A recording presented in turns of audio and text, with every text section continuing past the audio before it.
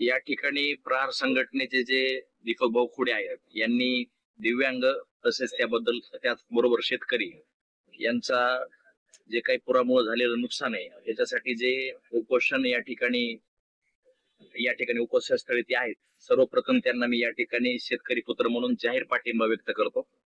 शासनाने दिव्यांगाचे जे काही काम आहेत किंवा ज्या काही सुविधा आहेत त्या तात्काळ या ठिकाणी देणं गरजेचं आहे. या ठिकाणी नुकतंच तहसीलदार साहेब येऊन भेट देऊन गेले, त्यांनी आश्वासन दिलं.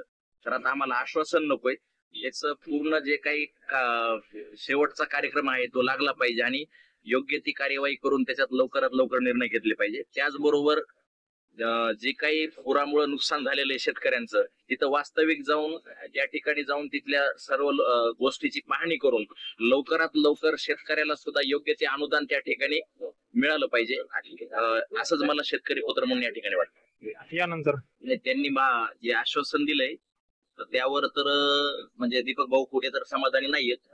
ते नुसतं आश्वासन दिल्यानं चालणार नाही, तर त्यांच्या ज्या पूर्ण सगळ्या मागण्या आहेत त्या मागण्या लवकरात लवकर प्रशासनाने शासनाच्या दरबारी मांडून त्या लवकरात लवकर कशा पूर्ण करून घेता येतील हे आपण या ठिकाणी मी आपल्या मीडियाच्या माध्यमातून त्यांना सांगू इच्छितो. जे निराधार अपंग लोक आहेत आता